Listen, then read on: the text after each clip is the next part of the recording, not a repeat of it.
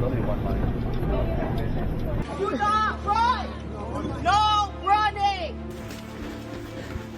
And you guys wonder why you can't find any of these in the store.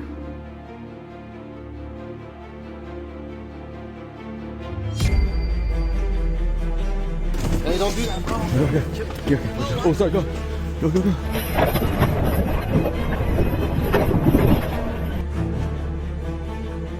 Oh. Really? That's ridiculous. Oh, come on, brother. Thank you.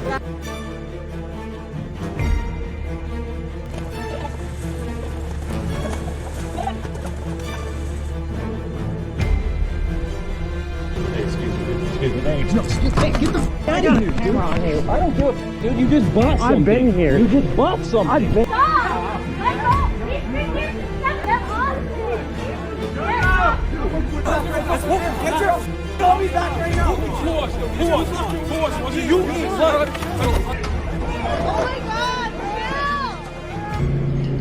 God, I just had 2 guys fighting me over Pokémon Cards. It's crazy. I'm about to say something so incredibly brave that no one has ever said before. Scalpers kinda suck. If you're unfamiliar with the term, it's basically someone purchasing a product that's in low supply with the intent of selling it at a much higher price so they could make a profit. You've likely experienced this in your hobbies, as it seems like scalpers are everywhere, and I mean everywhere.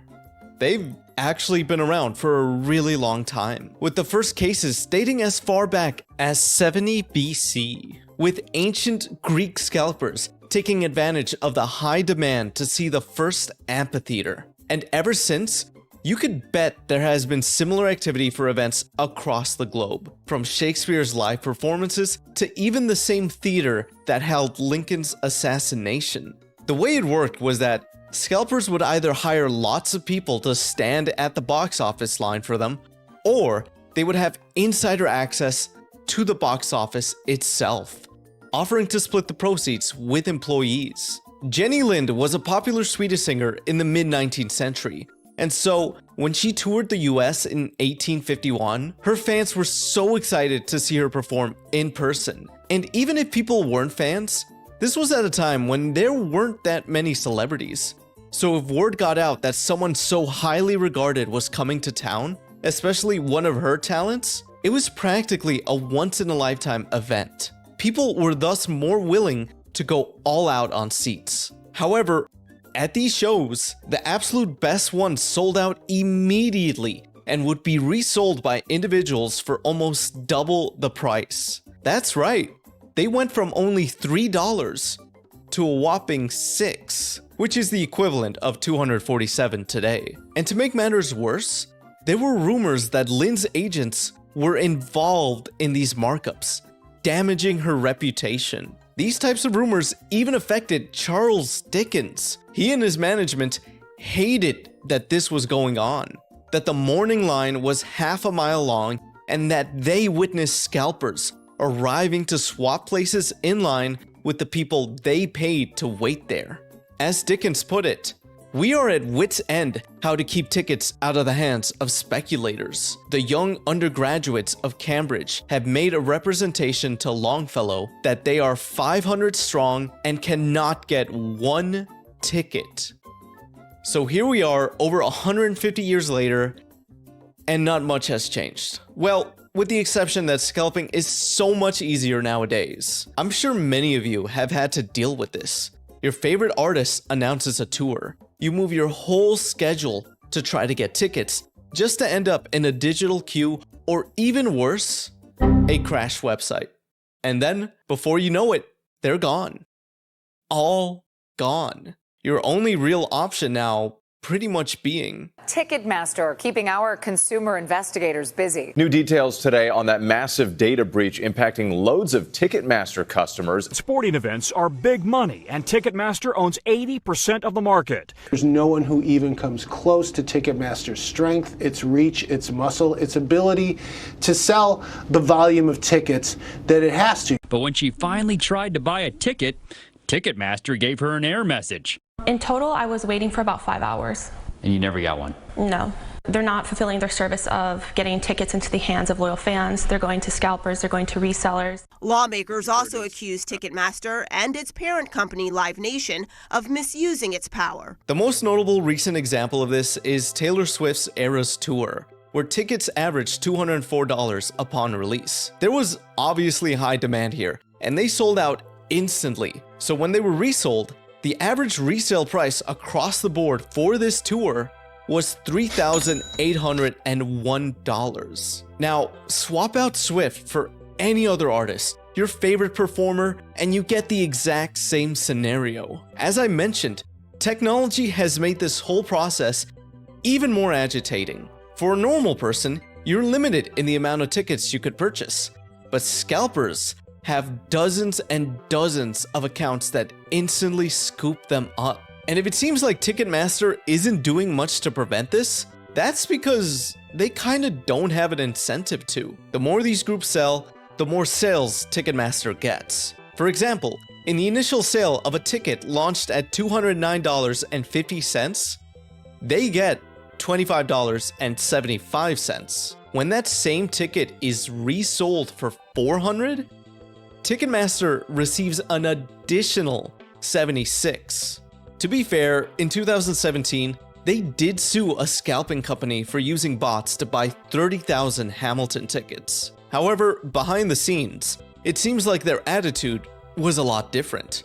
They knew that scalpers were using multiple accounts. The following year, a Canadian journalist attended the Vegas ticket broker conference Ticket Summit. Pretending to be a professional, he secretly recorded his conversations with both guests and vendors, one of them being Ticketmaster themselves. The objective of the journalist was to see just how much the company knows and what it is that they refuse to publicly share. They had a booth for a secret piece of software called Trade Desk that helped these so-called brokers resell tickets. And when asked if they'll ever crack down on multiple accounts, this is what they had to say. I want to know the straight goods on whether Ticketmaster is going to be policing us using our multiple accounts. No. I have a gentleman who's got over 200 Ticketmaster.com accounts. How many brokers are using multiple accounts? I can't think of any of my clients that aren't using multiple. I mean, they have to. The journalist was also able to get an official Ticketmaster document, the Professional Reseller Handbook. This reveals a type of reward system where someone is able to get discounts off of site fees if they reach certain goals, such as $500,000 or $1 million in annual sales. This group identifies as professional ticket brokers, but it's very clear to us what they actually are: scalpers, through and through. There was actually another journalist that attended the conference, but as themselves. They asked someone about this exact classification and, well, I just want to know what you think the difference is between a ticket broker and a ticket scalper. A ticket broker is a ticket selling professional. A ticket scalper is a person on the street selling tickets, possibly illegally, probably, but a broker is a professional. It's a difference. One thing about that is true. They are professionals. The vast majority of resellers on Ticketmaster, SeatGeek, and StubHub are brokers. And in response to this news piece, Ticketmaster has said that they don't condone the statements made by that employee and that they're going to take additional measures to prevent this type of thing. Yet here we are, years later, still dealing with all of this. Now you might ask, why don't performers just not use Ticketmaster or their parent company, Live Nation, to sell tickets? The short answer is that they're a straight-up monopoly that has contracted with the most popular venues near you. Artists essentially have no choice. In fact, Ticketmaster has been in hot water before with the Justice Department for strong-arming venues to sign with them, even threatening and retaliating against holdouts. But even if this wasn't the case, even if we as consumers had better ticket purchasing options, scalpers would still be present. And that doesn't just stop at admission for places you want to go to.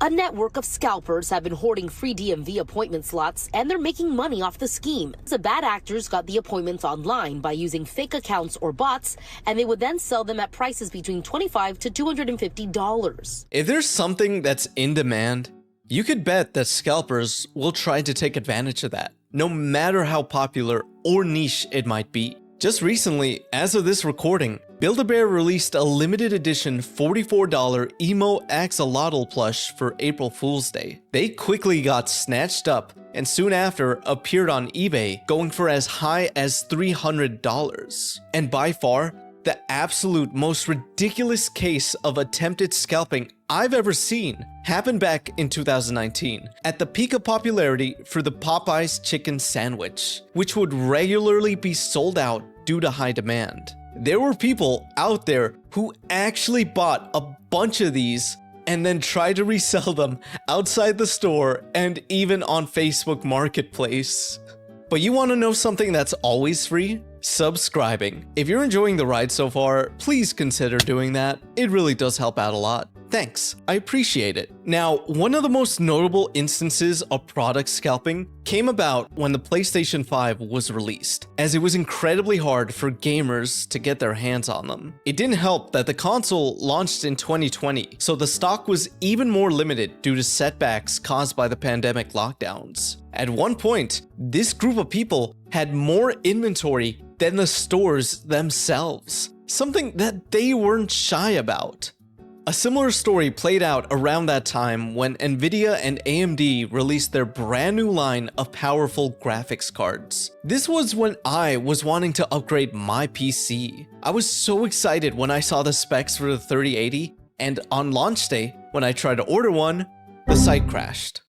And then they'd just be sold out. This would happen whenever there would be a restock anywhere. It didn't matter if it was the manufacturer site, Best Buy, Newegg, or Micro Center. Every single one, every single time. I was a part of multiple Discord servers that would ping whenever something was in stock, and every time I would click right away just to repeat this cycle. One of my desktop monitors was even a 24/7 dedicated GPU tracking screen, and after months and months of trying, I was only able to get one by being at the right place at the right time. I was near a Micro Center and I went in just in case, and they just so happened to have some. I nearly shed a tear right then and there. Not just because I finally got what I wanted, but because I no longer have to keep up my part-time job of tracking one. So flash forward to 2025, the latest generation of graphics cards releases, and the exact same thing is happening again. By the way, the Discords I mentioned I was in were free to join, but the reason I make that distinction is because there are exclusive servers built specifically for scalping. Scalpers would purchase subscriptions to stay in the loop whenever a hot item goes on sale. These servers can then utilize bots that round up stock and push it through the checkout process almost instantly, far quicker than a normal person trying to make a purchase. During the peak of the PS5 shortage, Sky News interviewed the owner of a business that runs this type of paid server. While the owner did claim that 95% of their subscribers don't use bots, they are still very successful in buying up a lot of product. But in this interview, we seem to hear something similar to what we heard earlier with the ticket situation. The company owner states that they're very in tune with their moral compass, but at the same time, they get to see the flip side of the coin. The area that the media and the general public who hate us, quote, scalpers, don't see. To me, owning the PS5 or an Xbox isn't a necessity. It's a luxury, okay? If you can afford to spend $450, spending the extra $100 should be pretty marginal if you got cash ready to splash on that. Yes, some families are gonna have to pay another $100, but what you don't think about is our members. They've got 30 consoles. They're making $100 on each one. And then they're making a good month's salary in a couple of days. The older members quit their jobs and spend more time with the family, with their kids, renovate their house, bought the wives new cars, they bought themselves new cars. And in further regards to its members, he stated that what they're doing is they're being entrepreneurs. They're going out, creating a side income, and they're doing something that 90% of the population can't be bothered to do. Whatever we may think of this, there's no denying that they're only able to be that successful because there was a market there. And even though the type of item changes over time, there will always be a demand for something, a new cash cow. And right now, the biggest market to tap into for big bucks is Pokemon, an incredibly popular franchise that could always put out highly sought after items. But what we'll be focusing on specifically are the trading cards. And it's not exactly the first time these have been such a hot commodity. It's a Japanese term short for pocket monster. This could be this year's Christmas boom. When it comes to the biggest Pokemon craze, it has to be the trading cards. This 747 arrived today from Tokyo, packed with the latest collectible cards. Of the 151 cards, 16 are designated rare because Nintendo makes them that way. And when demand outpaces supply, it quickly becomes a seller's market. These boxes here have actually gone up in price faster than some of our football boxes. It's a craze for little kids to enjoy themselves with. Adults are not going to get into this a lot. School officials are finding that Pokemon cards are responsible for fistfights, and the constant trading is not only distracting kids from classwork, but turning the playground into a black market where they buy and sell rare cards. Can probably guarantee you there's another year and a half to this craze. It hasn't even peaked yet. As Valley retailer Dave Spencer says, it's a kid's game with an adult price tag.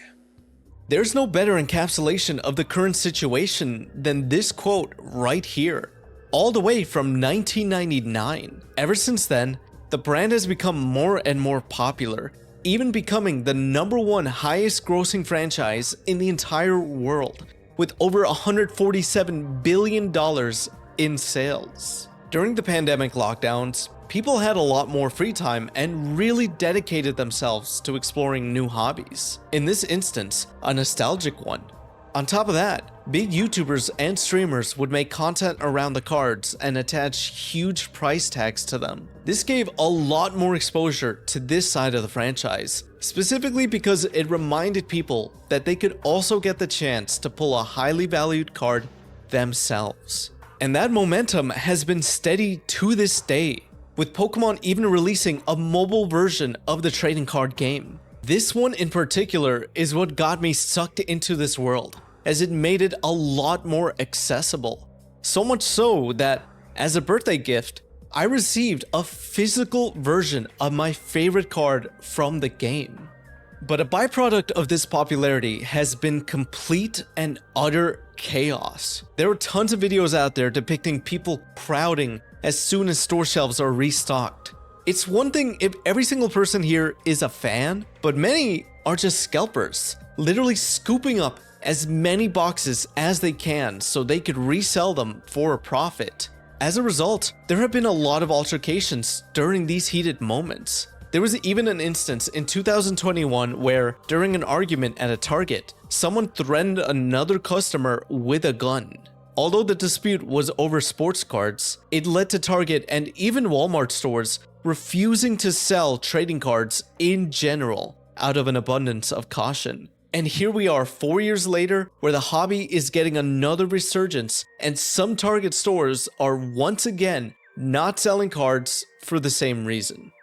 There had to be a better way to go about distributing these items, and that's where the Pokemon vending machine comes into play. These have been around for a while, but there have been more placed around the US to try to keep up with the demand. Here, people can wait in an orderly line and take turns buying what they want to buy. But of course, this isn't how it usually plays out. Scalpers regularly target these machines to buy out their whole stock, no matter how long it takes. I went to one of these, and sure enough, pretty much all of it was out of stock. And even before these machines are refilled, scalpers have waited hours for that moment so they could be the first in line. And there have also been reports of them stalking employees, to figure out the machine schedules.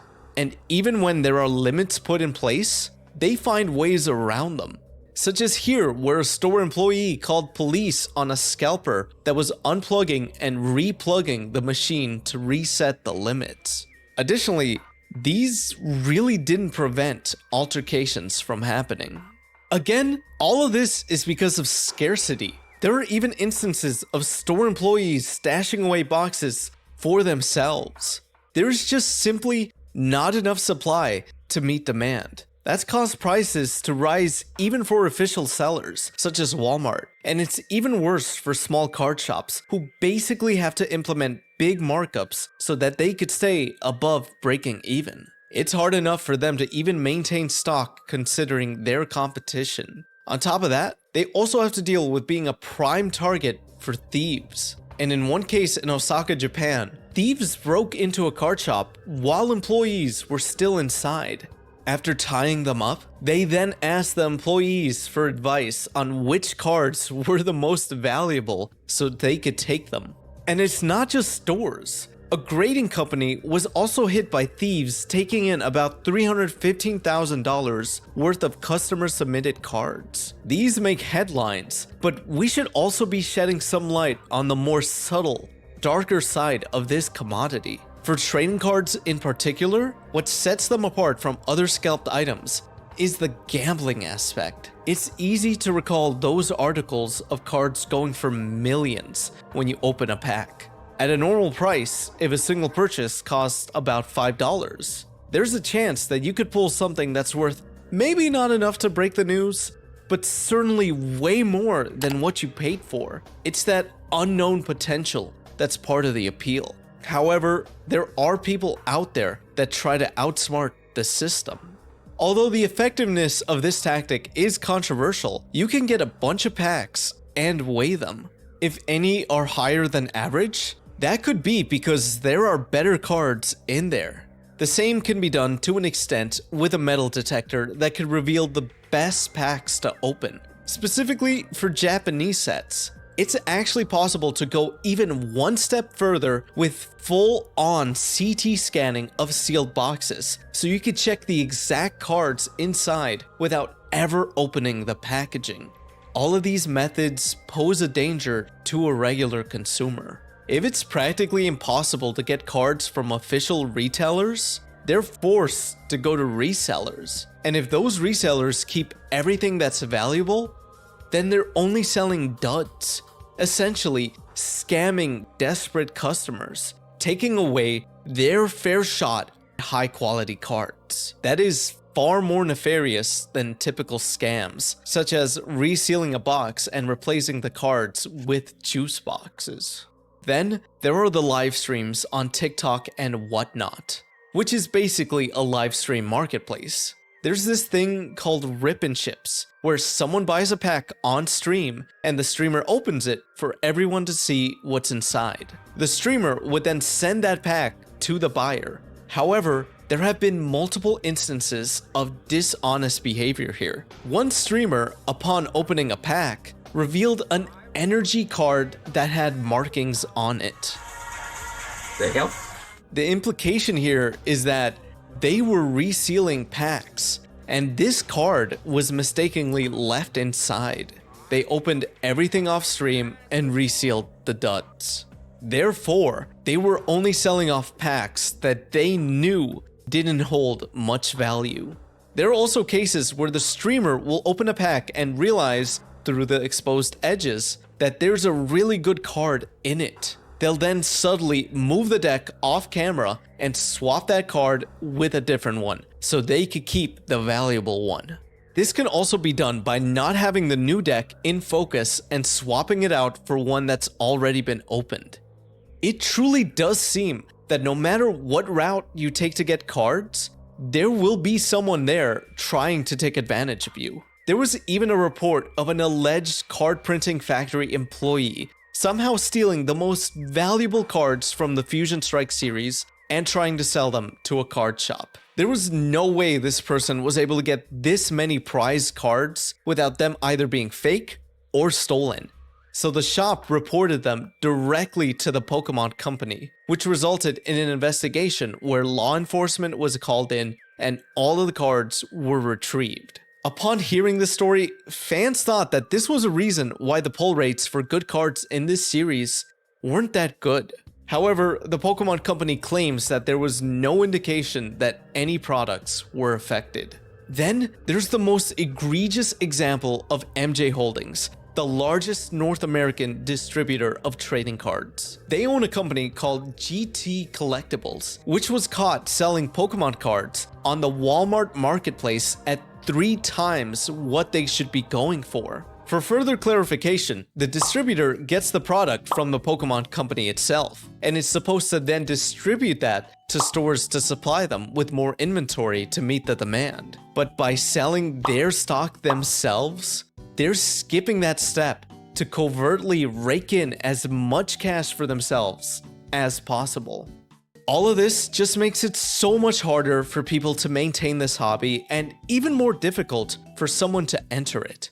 This frustration manifests even in the review section for these items. All in all, scalpers prevent people from getting their treats. People work hard at their jobs, juggle multiple different responsibilities, and strive for a better future. And when they want to reward themselves or their loved ones with a special something, be it cards, sneakers, or a console, and they can't have that, not at the price that's expected, that elicits a very special type of frustration that I'm sure many of you have experienced. That's why there's not really any sympathy whenever something happens to a scalper. People mess with them, have made purchases with counterfeit money, and in one case where a scalper publicly bragged about their supply, they were apparently doxxed and robbed.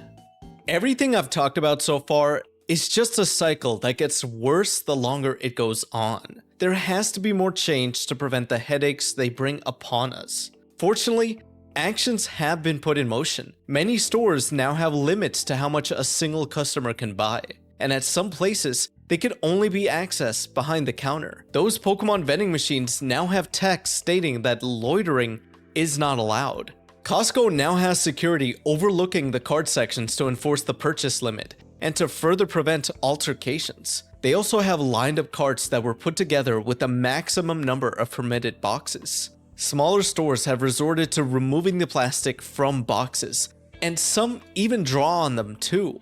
In Japan, during the PS5 drought, one of the chains would write the name of the buyer on the box itself. There are also instances where shops would ask questions to make sure that a buyer is actually a fan of the product, and not just there to try to make a quick buck. In regards to GPUs, companies have made an effort to try to sell them directly to customers, either through a forum or through their own Discord server. Consumers themselves have also taken on the responsibility of minimizing scalpers by putting up eBay listings for reasonably priced graphics cards. They make it clear that the listing is only for something like the image of a GPU, but a bot would likely miss this and would still automatically make a purchase. But by far, the most effective countermeasure to scalpers is to make more supply to meet demand. That's easier said than done, but it is incredibly effective. In 2007, when the tickets for his tour were being scalped, country singer Garth Brooks took that as a challenge. Whenever he sold out a show, he would just announce another one in the same town, which led to him holding the record for most concerts in a single tour at 390.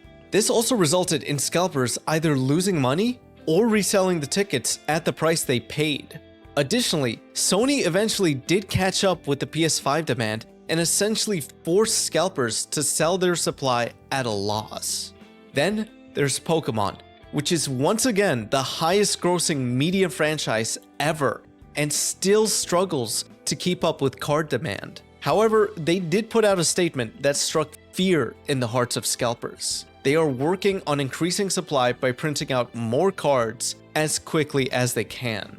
And we're thankfully starting to see the effects of that. there's a similar attitude at their parent company, Nintendo. For the release of the Switch 2, they plan on minimizing scalping by simply having enough consoles available at launch. There will also be a system put in place that prioritizes regular Switch gamers that have an active online membership.